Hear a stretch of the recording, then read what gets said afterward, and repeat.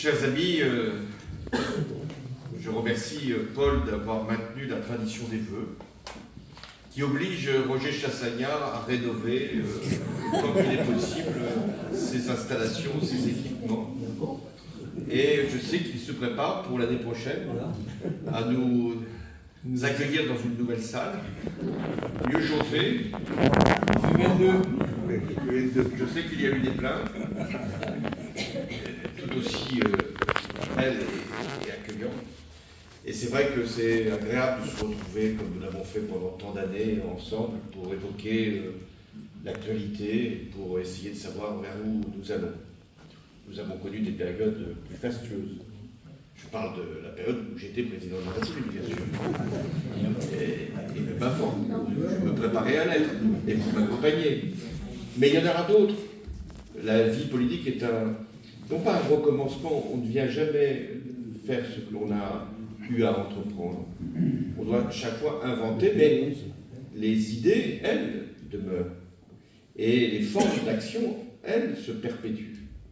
Et autant il y a eu des présidents socialistes dans l'histoire, et bien il y en aura d'autres, à condition qu'il y ait un parti pour porter ce message, et des Français pour le recevoir, et des formations politiques pour se rassembler avec nous pour y parvenir.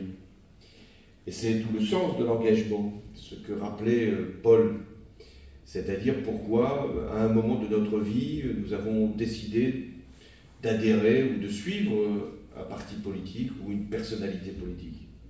Non pas pour nous-mêmes, mais pour ce que nous espérions faire de notre pays et au-delà de notre pays, de l'Europe et du monde, puisque la France est un des pays qui compte dans le monde.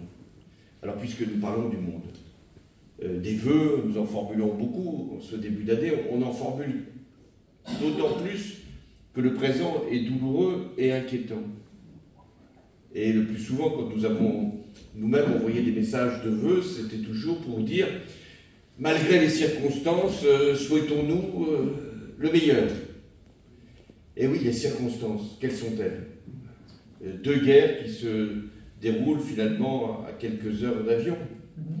En Ukraine, depuis maintenant 2 ans, qu'un pays, la Russie, avec à sa tête un despote, Poutine, a décidé de prendre une partie du territoire, à défaut de prendre l'ensemble de l'Ukraine. Il a été arrêté dans son offensive, mais il n'a pas reculé depuis 2 ans. Il a même avancé. Et aujourd'hui, les Ukrainiens se posent une question. Est-ce qu'il y aura toujours une aide qui leur sera prodiguée? Est-ce que les Européens, les Américains auront toujours à cœur de fournir des armements, des moyens financiers pour tenir bon? Et ils ont raison de se poser cette question. Parce que dans quelques mois aux États-Unis, une élection va avoir lieu et de son résultat dépendra l'avenir de l'Ukraine. Pas simplement l'avenir des États-Unis, ce qui est quand même le but premier d'un scrutin. Mais il est clair que si c'était Donald Trump qui l'emportait, il arrêterait, comme il l'a dit lui-même, en 24 heures la guerre en Ukraine, puisqu'il cesserait immédiatement de fournir des armes, et des munitions et des moyens financiers. Si ça devait être le cas, si l'Ukraine devait céder, abandonner une partie de son territoire, ce serait grave pour les Ukrainiens. Ce serait sans doute déplorable pour l'état de droit, mais ce serait surtout un message qui serait envoyé au reste du monde. La force, les moyens militaires peuvent prévaloir sur ce qu'on appelait les frontières intangibles, le droit international. La Chine serait enhardie dans l'idée d'aller récupérer Taïwan, malgré le vote qui vient d'avoir lieu. Il y aurait sûrement de la part de la Turquie la tentation, qu'elle a déjà assez forte, d'aller vers la Syrie ou même vers l'Arménie. Et on voit bien qu'il y a une multiplication de conflits en ce moment même. On ne va pas ici faire le tour. Enfin, quand on voit ou on entend des informations qui viennent de Corée du Nord, on n'est pas rassuré. Pas rassuré parce que l'individu lui-même a l'air d'être préoccupant, mais parce que, surtout, les moyens dont il dispose sont terrifiants. Alors, lui aussi, il sait qu'il ne peut pas aller trop loin. Mais si il y avait ce précédent de l'Ukraine, il y aurait fort à parier qu'il y aurait des tentations. Et puis nous avons eu un second conflit effroyable avec les attentats du 7 octobre, et puis ensuite la riposte israélienne, dont on savait bien qu'elle serait forcément excessive. Ce que d'ailleurs le Hamas avait anticipé, comme pour espérer une solidarité à l'échelle de la région, des masses musulmanes, et peut-être aussi dans notre propre société, ce qui d'ailleurs n'a pas prévalu. Mais pour autant, est-ce qu'on peut laisser une population palestinienne qui n'a pas forcément soutenu le Hamas être évacuée de la zone, la seule zone dans laquelle cette population pouvait vivre?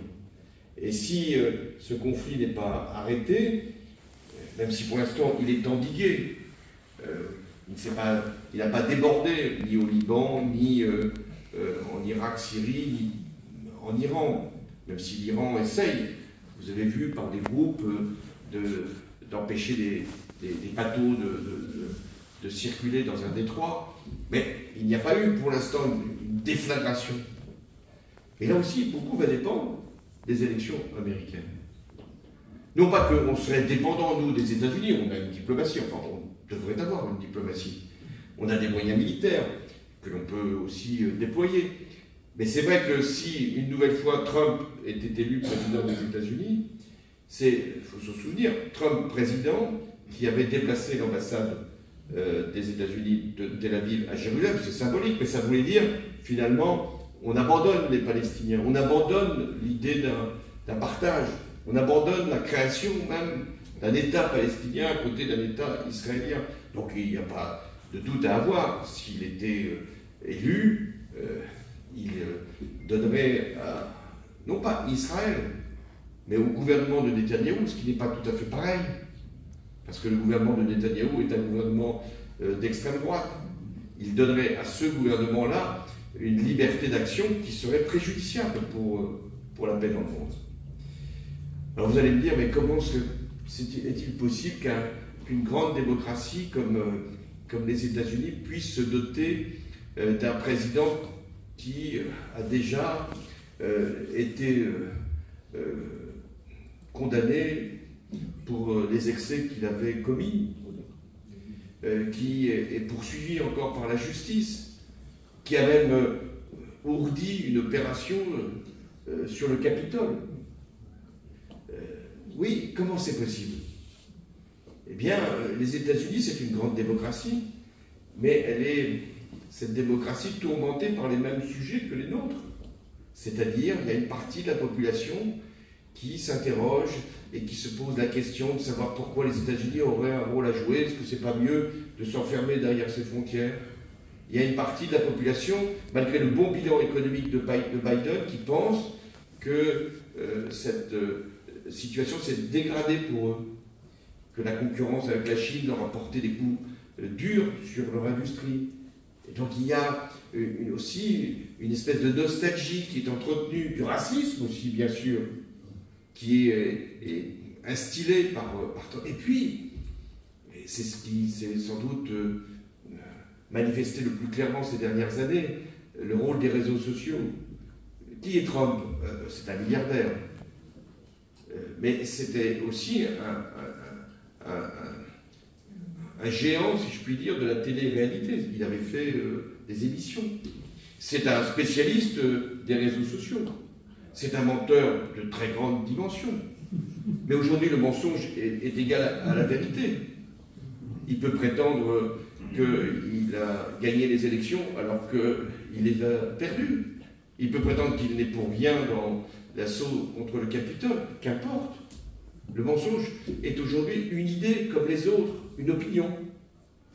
Et même si ensuite la clarté est établie, un autre mensonge survient. Est-ce que ça ne vous rappelle rien? Ici aussi, l'extrême droite utilise les mêmes procédés, sans doute avec un peu plus de retenue maintenant. Enfin, le lien que l'extrême droite avait encore avec Poutine il y a quelques années ne fait pas de doute. l'extrême droite prétend qu'elle n'est pas antisémite, mais elle l'a été. Elle est en tout cas toujours raciste, même si elle fait attention de ne pas tomber dans des outrances qui la feraient condamner par les tribunaux. Mais enfin, quand on gratte un peu, et je crois que certains journalistes le font, il est évident que les liens avec des groupes d'extrême droite identitaires sont établis. Voilà ce que c'est que la menace sur la démocratie. Et les guerres qui devraient nous convaincre que la démocratie, alors c'était le message que le maire de Mayenne nous donnait, Roger, il nous disait, mais finalement la démocratie c'est le meilleur des systèmes, même si on connaît ses insuffisances. Ça devrait être pour nous une fierté. Ben, aujourd'hui, il y a un doute sur la démocratie. Il y a même des critiques qui s'établissent sur la démocratie. Elles sont légitimes quand elle est insuffisante. Mais non, là, c'est sur le cœur même de la démocratie que le mal s'est introduit. J'en arrive aux vœux que l'on peut porter sur la France. C'est vrai que la première préoccupation aujourd'hui de nos compatriotes, et je dirais au-delà des catégories sociales, c'est quand même la cherté de la vie. C'est la dureté de la vie. Avant, c'était une partie de la population, on la connaissait bien, celle qu'on soutenait, les communes, départements, l'État bien sûr, les plus fragiles, ceux qui étaient au chômage. Aujourd'hui, c'est ceux qui sont au travail qui souffrent. C'est ceux qui sont obligés de compter le moindre centime d'euro pour leurs courses. Regardez même les publicités dans les journaux les plus traditionnels, où il y a des enseignes qui font la comparaison entre leur prix par rapport aux autres marques de distribution. Et c'est parce qu'ils savent bien, ces distributeurs, que effectivement le consommateur regarde tout. C'est ce qui me fait penser qu'il y a maintenant une distance qui s'est établie entre le pouvoir et les citoyens. Moi j'ai fait comme vous, peut-être parce que j'ai exercé des responsabilités, j'ai fait plus que vous. Je me suis dit, tiens, le président de la République va parler. Il a convoqué toute la presse dans un lieu que je connais bien. Il a demandé à 2 chaînes de télévision, et les principales, de reproduire ses propos et ses images. C'est qu'il a un message à nous délivrer. On peut être pour, on peut être contre. C'est le président de la République. On prête attention. Que va-t-il nous révéler? Une initiative, une annonce forte sur les institutions, sur la santé, la vie en société. Il y a suffisamment de sujets. Ou est-ce qu'il a un nouveau cap à nous délivrer? Il avait déjà changé de Premier ministre, donc ça ne pouvait pas être cette annonce-là. Je veux d'ailleurs dire à Paul qu'il faut qu'il se dépêche, parce que maintenant, à l'âge qu'il a, il est déjà dépassé.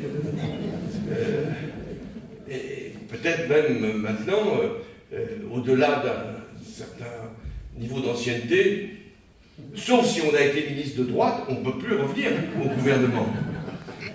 Donc, ça ne pouvait pas être l'annonce du Premier ministre, pas davantage l'annonce d'un gouvernement. On avait déjà été un peu surpris. Enfin, non, pas vraiment surpris. Donc on attendait des mesures fortes et nous avons eu quoi? Des idées, quelquefois, qui pouvaient être les nôtres depuis longtemps. Chanter la Marseillaise, ça nous était arrivé quand même. Même quand on était enfant. Porter une blouse aussi, et ça ne nous avait pas posé de problème particulier. Quelles étaient les autres annonces? Qu'il fallait faire des enfants. Chacune surtout, c'est à quoi s'en tenir. Et c'est comment les faire, généralement, même si ce n'est pas le rôle du président de la République de donner ces informations. De faire du théâtre, il y a des spécialistes, et peut-être était-il lui-même l'un des premiers. Donc, voilà, ce qui peut troubler, au-delà des annonces, au-delà de ce que nous avons à penser sur tel ou tel sujet, ce qui peut troubler, c'est l'écart qu'il y a entre le pouvoir et les citoyens. Et c'est ce qui offre forcément à l'extrême droite un terrain d'action.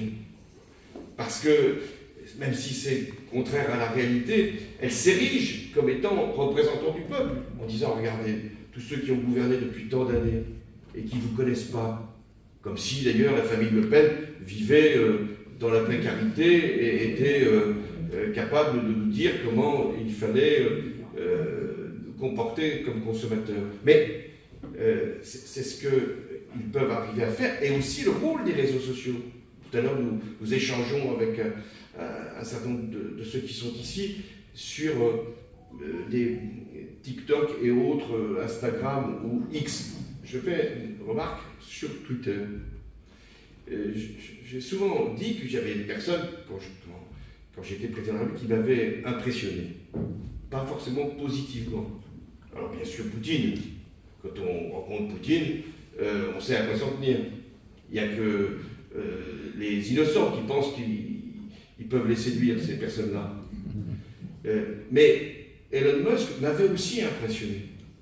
Parce qu'il y avait chez ce personnage, donc celui qui a créé d'abord des véhicules autonomes, puis des véhicules pour l'espace, un personnage impressionnant sur le plan scientifique, mais ce qu'il avait comme conception du monde, conception de l'humanité, était totalement contradictoire avec la démocratie.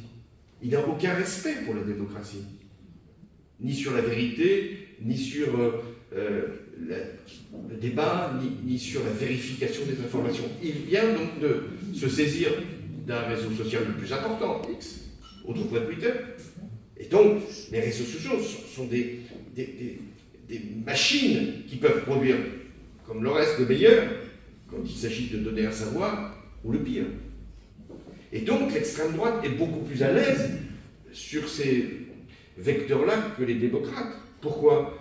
Nous, là, c'est ce que je viens de faire devant vous, je fais un discours, j'essaye d'avancer des arguments. Mais sur Twitter, vous n'avancez pas des idées, vous donnez des jets, si je puis dire, de mots, des projections de paroles. Vous mettez ça sur un petit nombre de signes, comme on dit, de mots. Quand il y en a trop, on dit non, arrêtez. Dites simplement que vous êtes contre, pour, ou que vous détestez, ou que vous n'aimez plus. Il y a des hommes et des femmes politiques maintenant qui comptent le nombre de likes. Pour ceux qui, comme moi, ne parlent pas bien anglais, le like, ça veut dire on approuve. Mais la démocratie, c'est pas de mettre comme ça des signes sur les réseaux sociaux, c'est de participer à l'élaboration d'une pensée commune. Bref, l'extrême droite, elle est installée pas simplement en France, pas simplement aux États-Unis, en Allemagne. Regardez ce qui se passe. Au point même, et c'est grave, que les partis traditionnels se posent la question d'interdire même l'extrême droite, sans être sûr que c'est la bonne solution, même si les liens, sans doute, avec les néo-nazis existent. En Italie, l'extrême droite gouverne. Aux Pays-Bas, elle va gouverner. En Suède, pays de la social-démocratie, elle est associée au gouvernement. Donc, il faut bien mesurer ce qui se passe. Et comme on fait des vœux, le vœu, c'est que le principal, c'est que la démocratie, menacée par les guerres, menacée par les régimes impériaux, les puissances, menacée à l'intérieur, puisse se réveiller. Et c'est pour ça que le rôle d'un parti, d'un grand parti, c'est majeur. Alors, qu'est-ce qui s'est passé ces derniers jours? Moi, je pense que ce sont de bonnes nouvelles. Vous voyez, je ne suis pas forcément sûr. Il y a eu une clarification qui s'est opérée. Une double clarification depuis ces derniers mois. La clarification à gauche. La gauche, elle veut s'unir toujours. C'est son principe. Mais on ne peut pas s'unir sur une ligne qui pourrait être contradictoire avec l'esprit qui est le nôtre et surtout l'intérêt de la France et les valeurs que nous portons.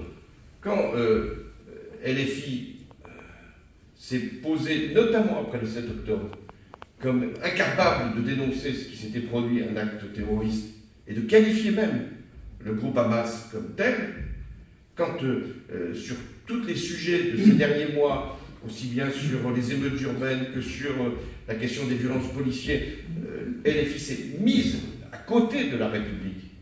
Comment, à ce moment-là, pouvoir faire l'union? Ça, c'était une question que les uns et les autres nous avons résolue. Enfin, j'espère. Mais cette radicalité a mis LFI, et pas simplement son leader, l'a mise en marginalité politique. Personne n'imagine aujourd'hui, alors c'était pourtant le thème de la campagne de 2022 pour la NUP, personne n'imagine que Jean-Luc Mélenchon va devenir Premier ministre. Alors même s'il avait 18 ans, personne ne l'imaginerait. Parce qu'il n'est plus sur une idée rassembleuse pour être le chef du gouvernement, et a fortiori chef d'État. Il faut être capable d'aller au-delà de sa propre famille. Là, il s'est exclu d'une certaine façon, non pas du jeu démocratique, il a sa place, mais de la capacité à pouvoir être Premier ministre, et forcément président de la République. Donc de ce côté-là, la place a été ouverte. Et comme il y a eu la nomination d'un gouvernement, pas différent du précédent, sauf qu'il s'est encore élargi à droite, aussi bien pour sa composition que pour ses orientations. Ça aussi clarifie. Ça permet à des électeurs de bonne foi qui avaient pu voter pour Emmanuel Macron dès le premier tour, ou pour les candidats ensuite de Renaissance, ou d'autres électeurs de bonne foi aussi, qui avaient pu espérer dans la NUP autour de LFI, de se dire, bon, il faut trouver d'autres solutions. Et une des solutions, c'est précisément de faire revivre ce qui a été l'espace politique occupé par le Parti socialiste, les écologistes, le Parti communiste. Tout ça fait partie de la gauche. La gauche de gouvernement a donc trouvé, peut-être après beaucoup d'hésitation, trop d'hésitation, trouvé finalement sa légitimité, surtout son espace et son rôle. Et ça va être, à l'occasion des élections européennes, la démonstration. La démonstration, ça doit être que, puisque nous sommes socialistes, que la liste conduite par Raphaël Glucksmann puisse faire le meilleur résultat possible, non pas au détriment des autres. Et moi, je ne suis pas favorable à ce qu'on demande encore aux écologistes de venir fusionner avec les socialistes. Bon, s'ils le faisaient, on ne les repousserait pas, mais on ne va pas les contraindre.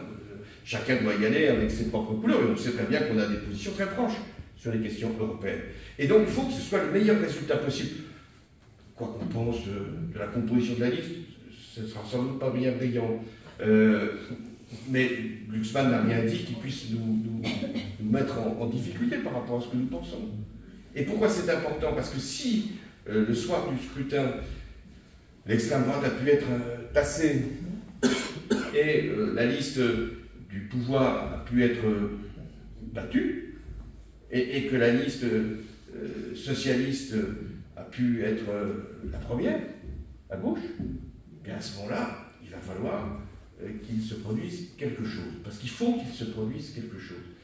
Parce que s'il ne se produisait rien au lendemain de ces élections européennes, et qu'on allait comme ça vers l'élection présidentielle, eh bien, il y aurait à redouter. Je ne dis pas que le pire viendrait. Il ne faut jamais penser qu'il y a une forme de fatalité. Non, mais ça serait redoutable comme épreuve.